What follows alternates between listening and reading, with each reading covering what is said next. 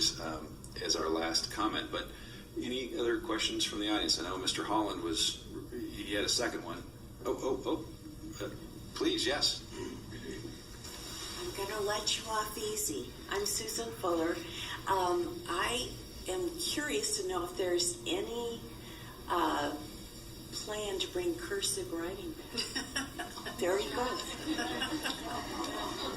Okay, I have to do a quick disclosure here. My staff is shaking their head in the back because with me, I had to learn how to type because I can't write I can't print, much less cursive, but I know that they would love it if I actually had ever learned. So when do we think cursive might be coming back? Here's what I will say. I think technology has changed that conversation. When you look and go into kindergarten and they're using iPads and learning how to type, the world of paper is becoming less. And so I think that's the conversation that we continue to have of how does the technology world change a little bit of that as well. Still wanting kids to be able to write a letter, write a thank you note. I think those are important pieces that we talk about all the time, but the lens of technology continues to change our structure. So to paraphrase, Skynet killed cursive.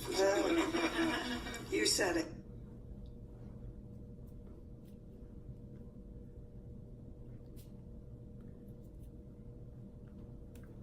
Okay. I don't know. Okay. Well, I'm hoping that it comes back too, because though I can't write it, I can read it. So that's helpful. So we're going to start at the end and work our way back. Is there any closing comments you'd like to make, or any good news stories? And I have a feeling that one of you, before you get to me, will actually steal the one I want to talk about. But any good news stories? Well, despite what I've said about class size and workload, both my wife and I are just really, really impressed with the quality of teachers that our son has had, hands down. And so that's my good news part, really. There's just really a good group of people out there doing their level best to give our kids a good education. They just need more support. Well, I have two good news stories, and one has to do with new teachers. When I started teaching at Whitaker Middle School in Kaiser in 1971, I was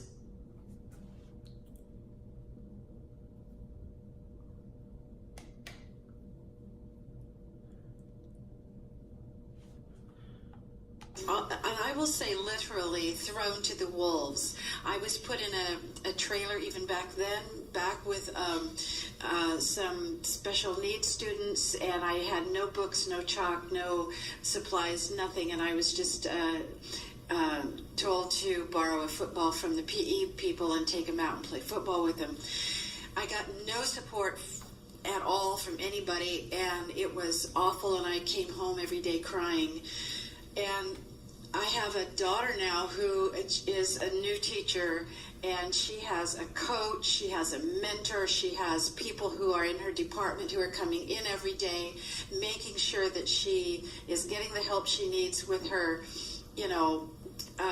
38 kids in her freshman English class and with her yearbook. And I just think that's really a wonderful thing that's happening, is that there's a lot of help for new teachers. I hope that will help with the retention of new teachers. And the other thing that I want to say is, I think students have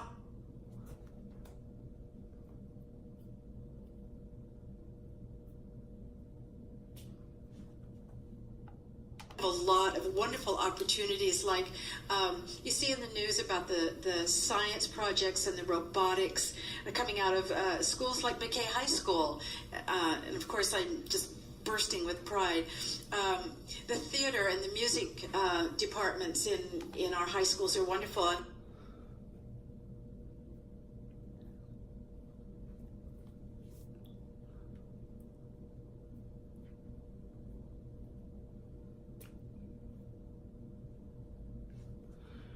I specifically want to speak to something that happened this last summer in Central High School, right here in this community. There was a week-long theater camp that was put on by the Thespian Club, not the Thespian Advisor, but the Thespian Club. And this was a group of high school students who invited, gosh, I don't know, there must have been 60 to 80 little kids. I mean, they were from 4 on up, through 5th grade or something. And they put on, in 1 week's time, they put on 4 little plays.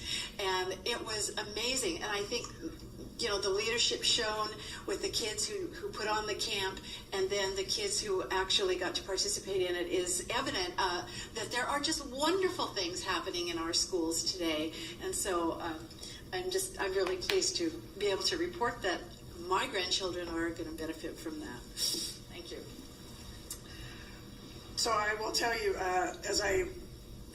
being here only 6 months, one of the things when I was meeting with people, that the word that was described for this area is there's this gem of a school district called Central. Yeah. And now that I've been here for 6 months and really been in schools for 2 months, I walk schools Wednesdays and Fridays, really getting to connect with teachers and our students. I have gem of teachers, I have gems of administrators, and I have lots of gems in students. I have the gems of the opportunity already in partnership with the university here as well as Chemeketa with some great things. That's part of the reason I came here, because of the alignment that is already here, because we already are doing great things here and want to continue to do that. So that's what I'm going to say. We are a gem. This is a gem of an area, especially when you focus on education.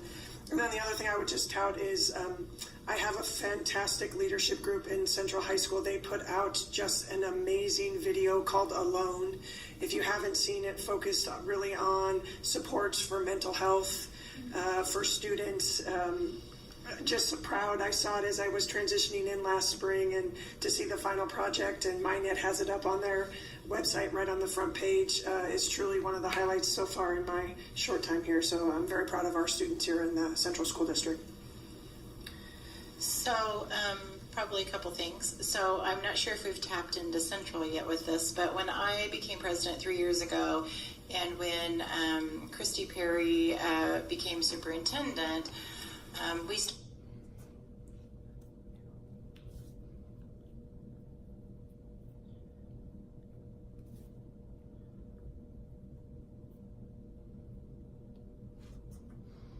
started working with WU as well, and we created a bilingual education program for bilingual teachers. And I'm really thrilled to say that that after that 3 years, we're starting to see some promise from that. I'm not even sure how many we have at WU. We know we have at least 36 in the Woodburn area right now that are in this program. And so I think that what we're doing there is we're really making a difference, again, for young people to have more teachers in our schools, because there's shortages, and I'm really proud of that effort that we've done in a partnership to try to make sure that we're all working with the community. It's about that collective impact that can happen. The other things that we're doing at Chemeketa is we're really trying to tap into the affordability, and we have something called the Chemeketa Press, where we have our faculty and our students working together to create low-cost textbooks and materials, and we've already saved students about $600,000 on that. And when I mean low cost, I'm talking that it's most of the texts that we produce are free or $40 or less. And then we also have, with all of our faculty working with our bookstore, 60% of the materials for the courses in Chemeketa now are under $100. So we call it the 60% under 100. And so we're proud of all of that, because what we know is by saving students money on textbooks and materials, what they can do is they have the money for food, for rent, for transportation. Maybe they don't have to work a few more hours. Maybe they can be with their families, and maybe they can spend more time studying. So I'll talk about those, and then I guess I'll just say one more thing, since I'm almost the last word. I'm taking all your time. No, So, the other thing I'm proud of, and we don't get a lot of press on this, but Chemeketa was recognized to be for the Aspen Award of Excellence. And so we are one of 150 colleges nationally out of almost 1,000 community colleges that had the privilege, if you want to call that, the privilege to apply for the Aspen Award. And what will happen is we submitted a lot of information to the Aspen Institute, and they will be looking at our information over the next 6 months, and they'll decide whether we get to be one of the 10 finalists, and if we're a finalist, they'll visit, we'll submit some more information. But the really cool thing is that if you're actually the winner, you get $1 million. And so that's based, the reason that we receive this is because of our work with our retention, with our graduation rate, with the credentials of our students, and then also in the area of equity. And it's not anything that we applied for in the beginning. You get recognized first, then they ask you if you'd like to apply for it. So I'm really proud of our college for that work. All right. Well, I get to brag on a couple of different folks in the time I have before I say thank you. First, I'm pretty certain I read that Central High School improved its grade by how much again? You're going to ask me that. Well, it was a lot. Was. We're going to go with the technical term. It was a lot.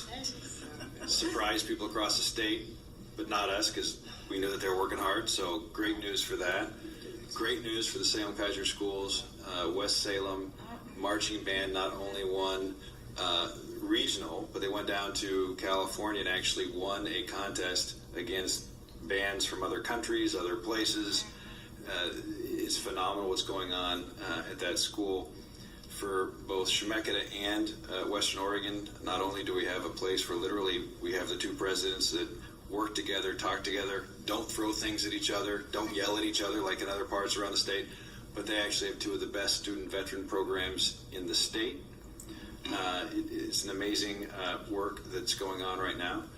And as a teacher at Chemeketa, I have to tell you that the good news story I see in the classrooms, though certainly there are days I wish subject knowledge was a little higher, the one thing that gives me hope every day is that we have the most multicultural, most diverse, most willing to work together cohort of students I've ever seen in my life. And sometimes these days it's real easy to get frustrated and think, well, gee, many Christmas, how are we going to be able to pull America onto the right path? You spend some time with some of the folks that are there every day, and I believe that in terms of the real strength of diversity, it is found in the relationships that you find in the classroom throughout this area, and that the willingness to work together, the investment they have in each other's lives, and though we have much work to do, the passion of the students still actually gives us hope. So I think that's a good news story. So thank you all for coming out, especially those of you. I know that some teachers required you to come, so I appreciate that. But for the folks that came out on a otherwise chilly evening in November, thank you very much for being a part of this. And if you have more questions, we're going to be around afterwards if you want to do some individual questions. Thank you again, President Fuller, Mrs. Fuller, for your Polk Salad TV program that actually brings the community together. And thanks to the panel again, if we give them a round of applause, we appreciate it. Have a good rest of your evening. Thank you.